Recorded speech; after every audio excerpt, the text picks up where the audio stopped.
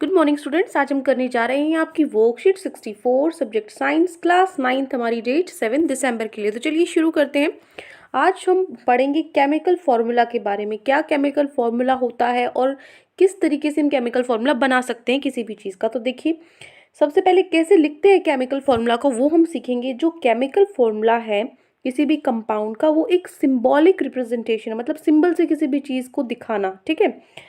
उसकी कंपोजिशन को, मतलब जिस चीज़ से वो बना है वो कंपाउंड, फॉर एग्जाम्पल जैसे वाटर है H2O, तो ये किससे बना है? ये H से, हाइड्रोजन और ऑक्सीजन से बना है। तो ये इसकी कंपोजिशन है कि कंपोजिशन मतलब वो बना किस चीज़ से, कंपोज किस चीज़ से हुआ है।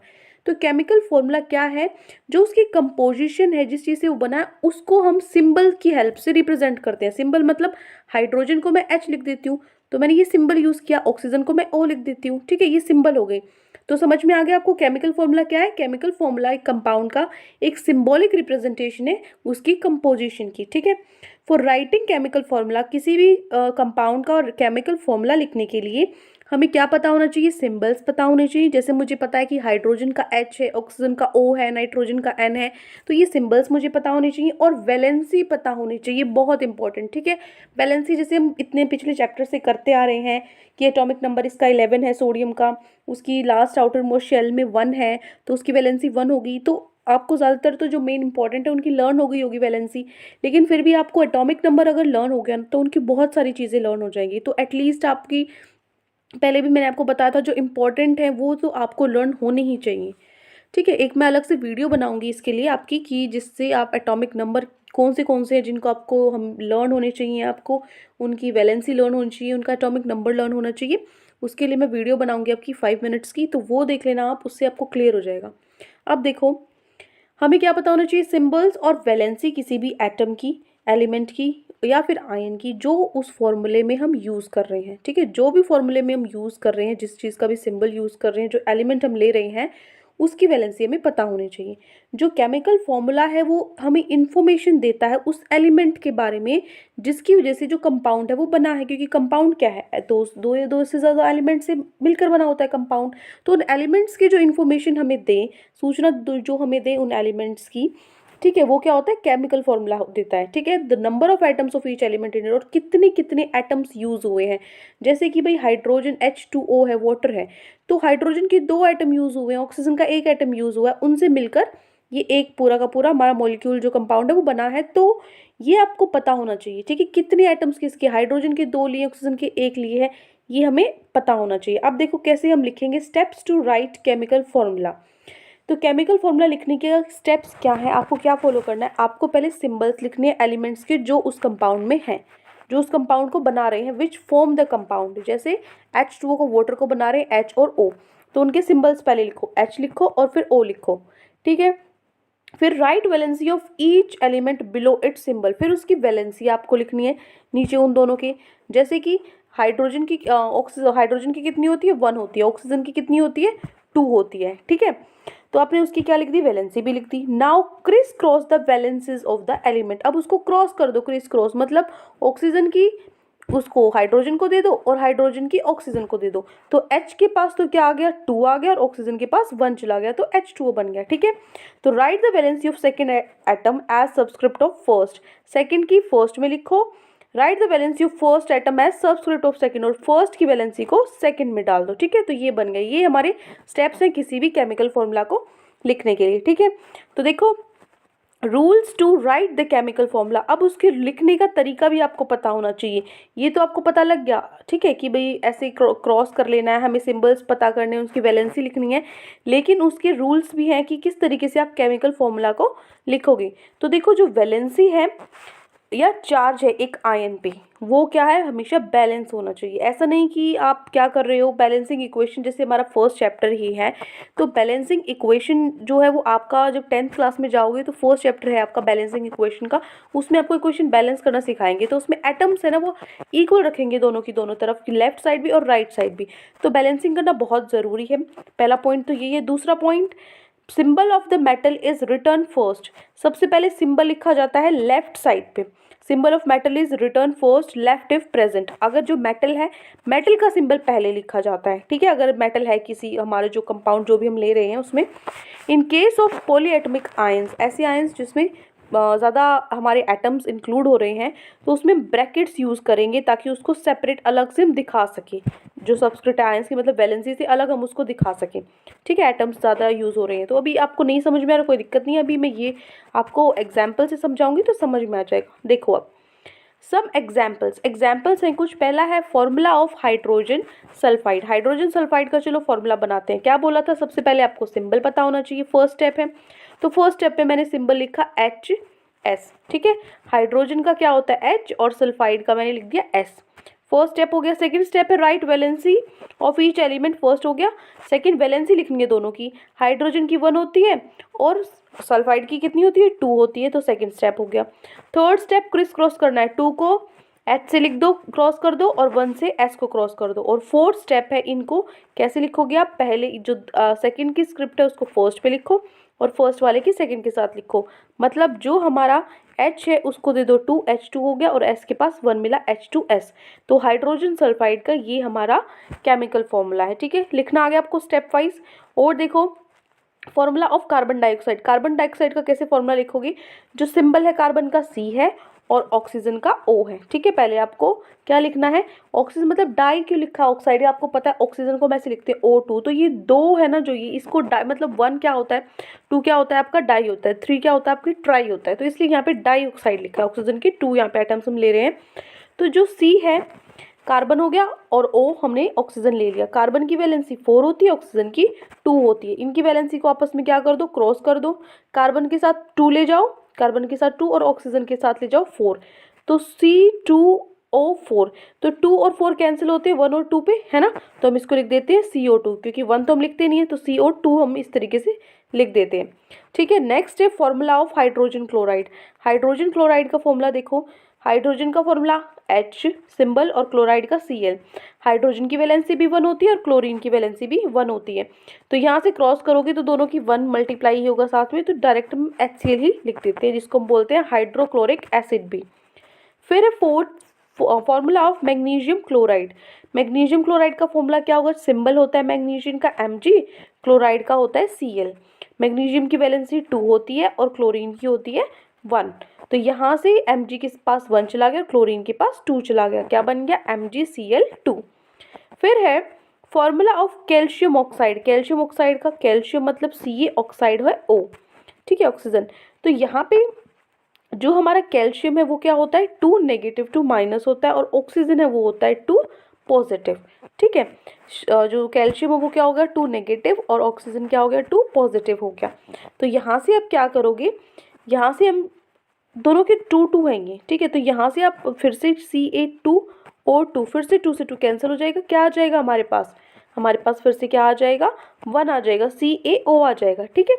अब देखो ये हमारा हो गया, जो फॉर्मूला है वो हो गया। अब देखो अब हम चलते हैं example of formula of ionic compounds. Ionic compounds के जो फॉर्मूला है वो हम कैसे लिखेंगे, तो देखिए सबसे पहले formula of sodium carbonate. Sodium carbonate का फॉर्मूला, तो यहाँ पे जो सोडियम है Na, ठीक है, सोडियम Na है हमारा, जिसका वैलेंसी 1 होता है, 11 है ना, 2 8 1, ये तो आपको रट गई होगी। तो 1 जो लास्ट शेल में होता है वही वैलेंसी होती है, तो 1 होता है।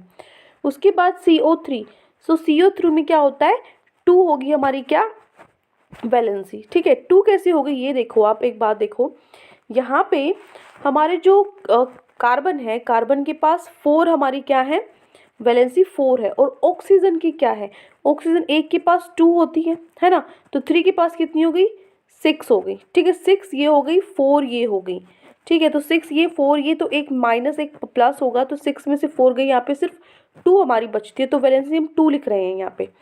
उसके बाद ये क्या बन गया, Na के साथ 2 आप करो, और ये इसके साथ ये करो 1 करो, किसके पास CO3 के साथ। ये 2 कैसे क्यों माइनस किया, क्योंकि देखो एक एक तो वो जितना शेयर करना है वो शेयर कर लेगा, लेकिन फिर भी 2 बच जाते हैं, ठीक है, तो वो 2 यहाँ पे हमने लिखे हैं। तो अब देखो ये क्या बन गया Na2CO3 तो ऑलरेडी था ही, तो इसको 1 के साथ मल्टीप्लाई किया, तो और कुछ हमने इंक्लूड नहीं किया, और ये Na के साथ 2 आ गया।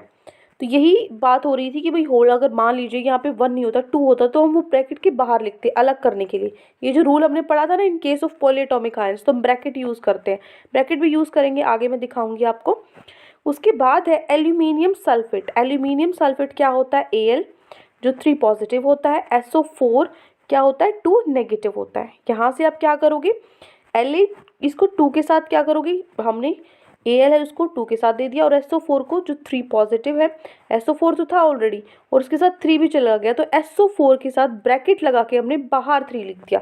जो हमारा लास्ट क्या था, फॉर्मूला था, लास्ट रूल था हमारा पॉलीएटॉमिक आयंस का। ठीक है, इस तरीके से आपको लिखना है। जब आपके पास पूरा सल्फेट आपको पता है SO4 होता है, तो ऑलरेडी 4 आ रहा है और फिर भी आपको वैलेंसी के साथ करना पड़ रहा है, तो उसको ब्रैकेट से अलग करते हैं। ठीक है, फिर है मैग्नीशियम हाइड्रोक्साइड। मैग्नीशियम की 2 पॉजिटिव होता है, हाइड्रोक्साइड OH, ये क्या हो गया 1 माइनस हो गया, तो MgOH होल ट्वाइस। ठीक है, उसके बाद है अमोनियम सल्फेट। अमोनियम सल्फेट कैसे बनेगा, NH4 है, ये क्या हो गया 1 प्लस होती है इसकी वैलेंसी, SO4 की 2 नेगेटिव होती है, तो यहाँ पे भी SO4 को करोगे तो कोई दिक्कत नहीं होगी, लेकिन NH4 के साथ ऑलरेडी 4 है, फिर 2 के साथ भी करना है, तो क्या यूज़ कर दिया मैंने, ब्रैकेट यूज़ कर दिया और 2 को बाहर लिख दिया। फिर है कैल्शियम हाइड्रोक्साइड। कैल्शियम क्या क्या होता है, 2 पॉजिटिव होता है और ऑक्सीजन क्या है 1 नेगेटिव होता है, तो ये क्या हो गया COH का होल ट्वाइस। और फिर मैंने क्या किया, लास्ट है मेरा सोडियम नाइट्रेट, इसी तरीके से NaNO3 आएगा आपका। ठीक है, चलते हैं हम अपने क्वेश्चन आंसर्स पे। हमारी 4 क्वेश्चन आज आपकी वर्कशीट में गिवन है, तो चलिए देखते हैं। फर्स्ट क्वेश्चन है, what does a chemical formula of a compound represent. Chemical formula क्या बताता है, जो केमिकल फॉर्मूला है वो क्या रिप्रेजेंट करता है, तो आप लिखोगे chemical formula of a compound is a symbolic representation of its composition. वो उसकी कंपोजिशन का एक सिंबॉलिक रिप्रेजेंटेशन है। It gives us the information about the elements that form the compound and the number of atoms in each element.